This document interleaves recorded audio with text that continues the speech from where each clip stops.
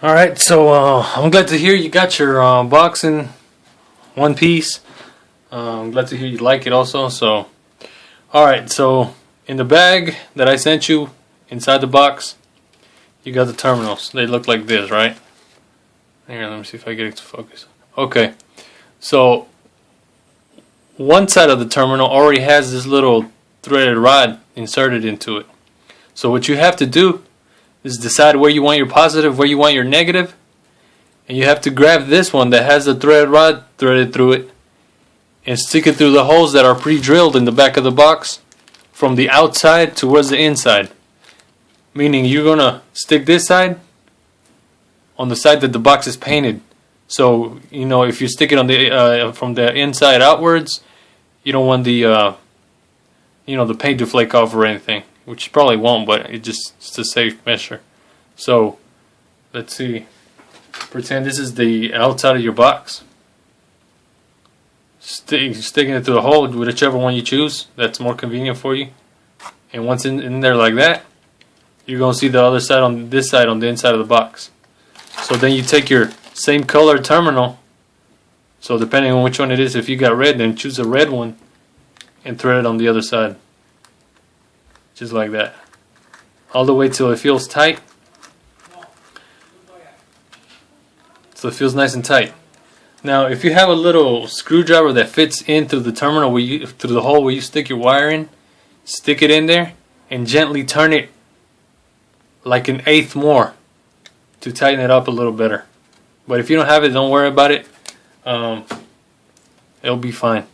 So once you tighten it up by hand, then you run the inner nuts. You run them in till it tightens on the wood, till they feel nice and tight on both sides, on the outside and on the inside.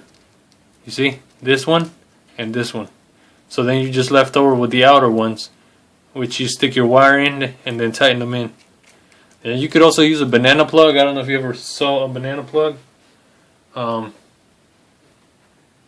see. I'm trying to make this video as short as possible so I can upload it. This is a banana plug right here.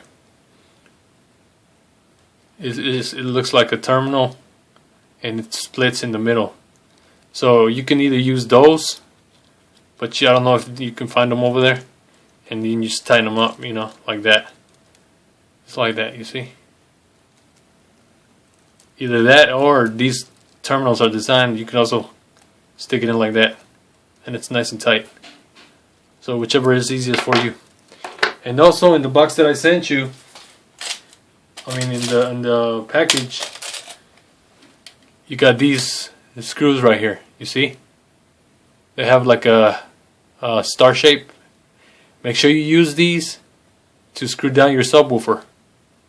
As long as the head and the back doesn't fall through the holes on your subwoofer, make sure you use these, because you don't have to pre-drill them, and so this prevents you from splitting the wood and messing up the hole. So make sure you use these for your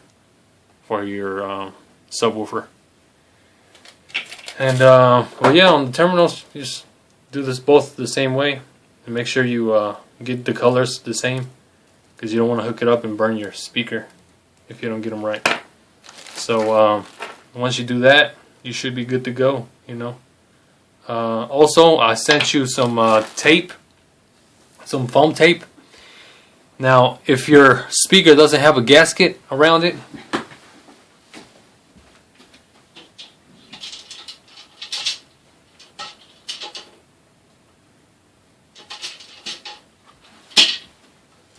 here, I don't have another subwoofer, but here's a 10.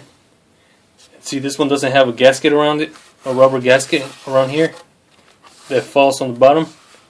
Then you need to go ahead and use the gasket that I sent you and tape it right on the inner edge of the mounting lip of your subwoofer.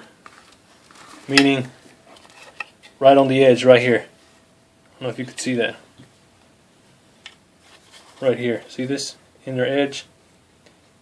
So you gotta mount it so it's close to the speaker basket rather than the outside of the basket. See what I'm saying? Then use that all the way around and cut it at an angle like this.